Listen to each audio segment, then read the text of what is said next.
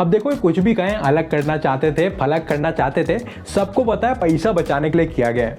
India में करके देखो, फूफा जी बर्गर में से टिक्की निकाल के मुंह पे मारेंगे और ऊपर से लिफाफे में से पैसे अलग निकाल के लेके जाएंगे। यहाँ पे आने से पहले इतना खर्चा किया, मैंने लौटने की ट्रेन पहले करा ली, मुझे पता था बेइज्जती होगी यहाँ पे। Hello and welcome to the chai tapri show, वो शो जहां हम बात करते हैं पूरे हफ्ते की कड़क, कटिंग और मसालेदार खबरों पर। मैं हूं आपका दोस्त और होस्ट उत्कर्ष बंसल, और यार आज का शो ना काफी इंसाइटफुल होने वाला है, तो अपनी अपनी कुर्सियों की पेटियों को बांध लो और चलो शुरू करते हैं। इस हफ्ते सिंगर और रैपर हनी सिंह को जानलेवा धमकी मिली है। नहीं, ऐसा नहीं है कि लोगों को उनके गाने पसंद नहीं आए और धमकी दे डाली। इस बार मैटर थोड़ा सीरियस है।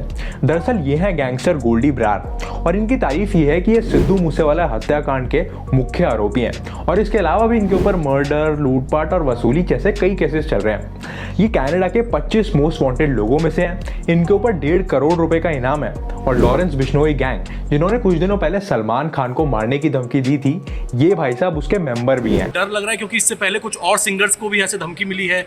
मेरे साथ ये पहली बार हुआ है जिंदगी में, लोगों ने बहुत प्यार दिया हमेशा, और पहली बार ऐसा कोई थ्रेट आया। अब टाइम्स ऑफ इंडिया के मुताबिक 19 जून की रात को हनी सिंह के मैनेजर के पास एक कॉल आया, और कॉलर ने खुद को गोल्डी ब्रार के नाम से इंट्रोड्यूस किया।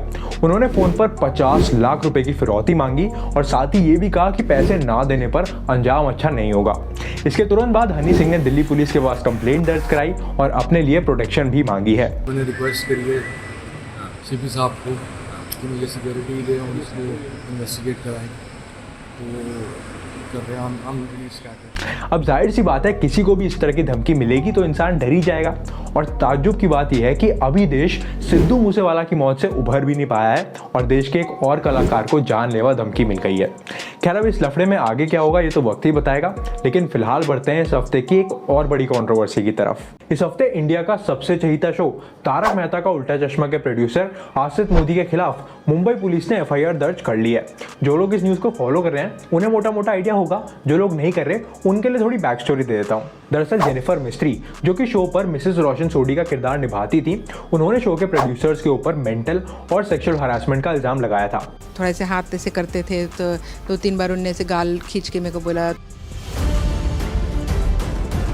उन्होंने मुझे बोला, मैं ऐसे खड़ी थी, उन्होंने मेरे को बोला तुम्हारे होंठ ना बड़े सुंदर है, ऐसे लगता है पकड़ के किस कर लो।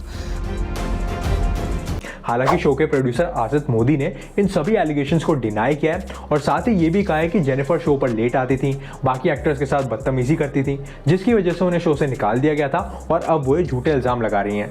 अब फाइनली इतनी कहा सुनी के बाद पुलिस ने एक FIR दर्ज कर लिया और इन्वेस्टिगेशन चालू है।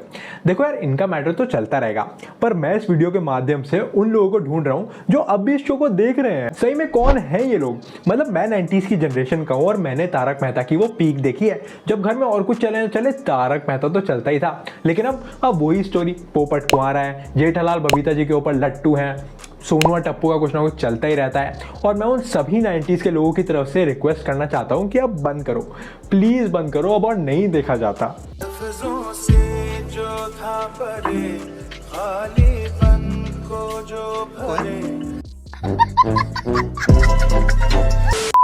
वैसे हर हफ्ते जिस तरह इस शो से रिलेटेड कुछ ना कुछ कंट्रोवर्सी आ ही जाती है, आई थिंक बहुत ही जल्दी खुद बंद हो जाएगा। आपको क्या लगता है? इसी के साथ let's move on to the next section of the show, जिसका नाम है वीकली दरबार, जहां कुछ छोटी बड़ी देश विदेश की सारी खबरों का दरबार लगाया जाता है। और इससे पहले कि इस दरबार की बैठक शुरू हो, थोड़ा लाइक और सब्सक्राइब कर दो यार। भगवान के नाम पे कर दो, नहीं तो मोदी जी के नाम पे कर दो, किसी के भी नाम पे कर दो, बस कर दो यार। इस हफ्ते टाइटैनिक से रिलेटेड ट्रेजेडी ने पूरी दुनिया को हिलाकर रख दिया। मतलब टाइटैनिक 1912 में डूबी थी, मगर इसकी वजह से आज भी लोग अपनी जान गंवा रहे हैं। दरअसल 18 जून को इस डूबी हुई शिप को देखने के लिए 5 लोगों को लेकर टाइटन नाम की एक सबमर्सिबल अटलांटिक ओशन में करीब 4 किलोमीटर नीचे गई थी। इस ट्रिप को ऑर्गेनाइज कराया था ओशन गेट नाम की एक कंपनी ने, और इसके लिए हर पैसेंजर से लगभग 2 करोड़ रुपए लिए गए थे। अब पानी में उतरने के कुछ ही घंटों बाद इस सबमर्सिबल के साथ सारी कम्युनिकेशंस ब्रेक हो गई, और ऐसा जूम किया गया कि ये गुम हो चुकी है। कई दिनों तक इसे ढूंढने के लिए दुनिया भर की टेक्नोलॉजी का इस्तेमाल किया गया, और फाइनली पता चला कि ये पानी में ही इम्प्लोड कर गई थी, और सभी लोगों की ऑन द स्पॉट मौत हो गई थी। इस सबमर्सिबल में अलग अलग देशों के बिलियनियर्स और खुद ओशन गेट कंपनी के सीईओ स्टॉकटन रश भी थे। इस हादसे के बाद कई लोग अलग अलग तरह की बातें कर रहे हैं। कोई कह रहा है कि ये पूरी ट्रिप ही अनसेफ थी, कोई कह रहा है कि क्या जरूरत थी इतने पैसे खर्च करने की सिर्फ एक डूबा हुआ जहाज देखने के लिए। इनफैक्ट टाइटैनिक फिल्म के डायरेक्टर जेम्स कैमरन भी इस हादसे को लेकर काफी शॉक में है। खैर, अब जो हो गया उसे तो नहीं बदला जा सकता, मगर ये हादसा लोगों के लिए एक सीख बन सकता है कि सिर्फ जरा से एडवेंचर के लिए अपनी जान को जोखिम में ना डालें। ऑन दिस नोट बढ़ते हैं आज की अगली खबर की तरफ। 19 जून को senior IPS officer Ravi Singh को इंडिया की इंटेलिजेंस एजेंसी रॉ यानी कि रिसर्च एंड एनालिसिस विंग का चीफ अपॉइंट किया गया है। आगे बढ़ने से पहले थोड़ा इनका बैकग्राउंड जान लेते हैं। ये 1988 बैच के आईपीएस ऑफिसर हैं और पिछले 20 सालों से रॉ के साथ काम कर रहे हैं। ये Jammu and Kashmir, north east और बाकी कई और स्टेट्स में काम कर चुके हैं और चीफ बनने से पहले ये रॉ के ऑपरेशनल विंग को लीड कर रहे थे।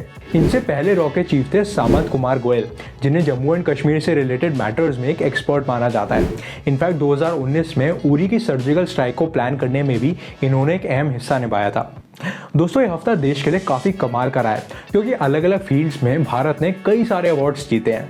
सबसे पहले नंबर पर है हमारे आरबीआई के गवर्नर शक्तिकांता दास, जिन्हें लंदन में गवर्नर ऑफ द ईयर के अवार्ड से नवाजा गया है। ये अवार्ड इन्हें दिया है सेंट्रल बैंकिंग ने, जो कि एक इंटरनेशनल रिसर्च जर्नल है और दुनिया भर के बैंक्स और फाइनेंशियल रेगुलेटर्स पर नजर रखती है।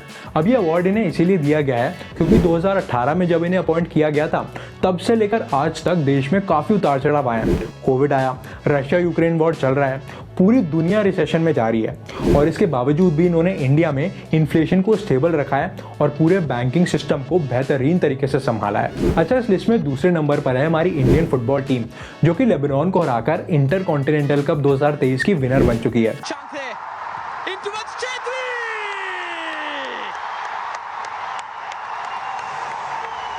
ये 4 देशों के बीच में खेला जाने वाला टूर्नामेंट है जिसे 2018 से हर साल all India football federation organise कराती है। इस साल इसे भुवनेश्वर में कराया गया और इंडिया के अलावा लेबनान, सीरिया और तजिकिस्तान ने इसमें हिस्सा लिया था। अच्छा, सैड चीज़ ये है कि क्रिकेट टीम साउथ अफ्रीका से भी हार जाए तो भी ब्रेकिंग न्यूज़ बन जाती है और यहाँ फुटबॉल टीम जीत गई तो भी किसी चैनल पर कोई न्यूज़ नहीं है। खैर, तीसरे नंबर पर है चेन्नई की रहने वाली भावना देवी, जिन्होंने एशियन फेंसिंग चैंपियनशिप्स 2023 में ब्रॉन्ज मेडल जीतकर इतिहास रच दिया है। ये जीत खास इसीलिए है क्योंकि ये फेंसिंग यानी कि तलवारबाजी में भारत का आज तक का सबसे पहला मेडल है।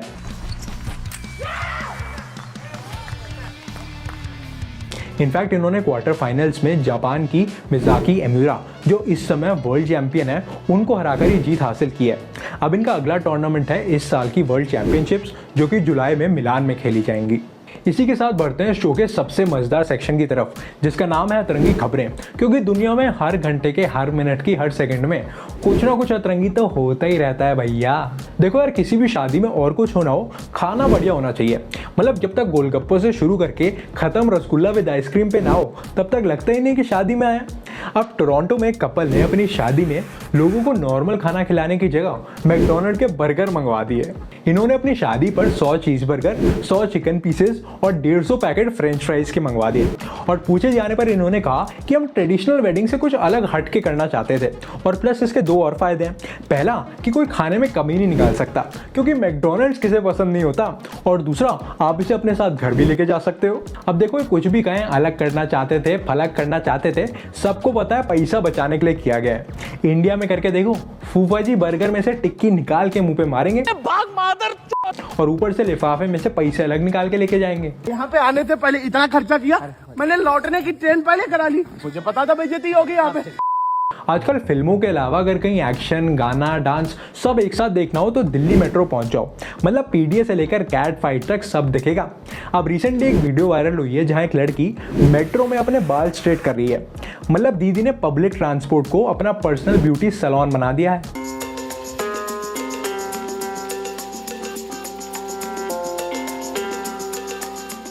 पंडित ब्लॉग्स ने कमेंट किया, dear viewers, this is called utilization of time, every minute and every second is important. Vishal Kashyap लिखते हैं, बहन वॉशिंग मशीन लगाकर कपड़े भी मेट्रो में धो लेती ना। केतन सिंगोई ने लिखा, टाइम और पैसे का सही उपयोग। प्रियमजन ने लिखा, पापा की परी पापा का खर्चा कम कर रही है। शिवम चुनेजा लिखते हैं, why are people furious, lol, late for work, रास्ते में you can get ready, it's super.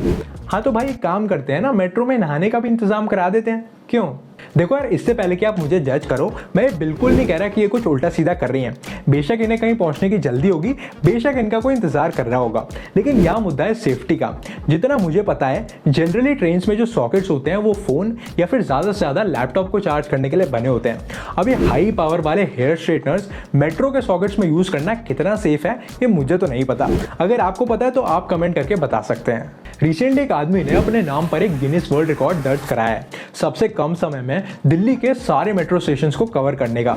इन भाई साहब का नाम है शांतनु मनु, पेशे से एक फ्रीलांस रिसर्चर हैं और मेट्रो में घूमना काफ़ी पसंद करते हैं। इन्होंने दिल्ली के सारे मेट्रो स्टेशन यानी कि 286 स्टेशनों को 15 घंटे 22 मिनट और 49 यानी कि 49 सेकंड्स में कवर करके दिखाया है। इस जर्नी की शुरुआत की इन्होंने सुबह 5 बजे मेट्रो की ब्लू लाइन से और इसका एंड किया ग्रीन लाइन के brigadier Hoshiyar Singh metro station पर रात के 8:30 बजे। इस जर्नी के दौरान इन्होंने सबूत के तौर पर पूरी जर्नी की नॉन स्टॉप वीडियो बनाई, हर स्टेशन की फोटो खींची और हर स्टेशन पर दरवाजे खोलने और बंद होने का टाइम भी नोट किया है। वैसे आप में से कोई मेरे साथ मिलकर ये रिकॉर्ड तोड़ने की कोशिश करेगा? कमेंट में बताओ। तो दोस्तों, इसी के साथ हम पहुंच चुके हैं आज के शो के अंत में। और अगर आप यहाँ तक आए हैं और आपको वीडियो पसंद आई तो थोड़ा लाइक और सब्सक्राइब भी कर देना यार। और जैसे कि मैं हर एक वीडियो में कहता हूँ कि अगर इस पूरे हफ्ते की कोई भी बड़ी खबर मुझसे मिस हो गई और आप उसके बारे में जानना चाहते हैं तो उसे भी आप कमेंट करके बता सकते हैं, मैं उसके बारे में आपको ज़रूर बताऊंगा। मिलते हैं अगले एपिसोड में, तब तक के लिए नमस्कार, शुक्रिया और जय हिंद।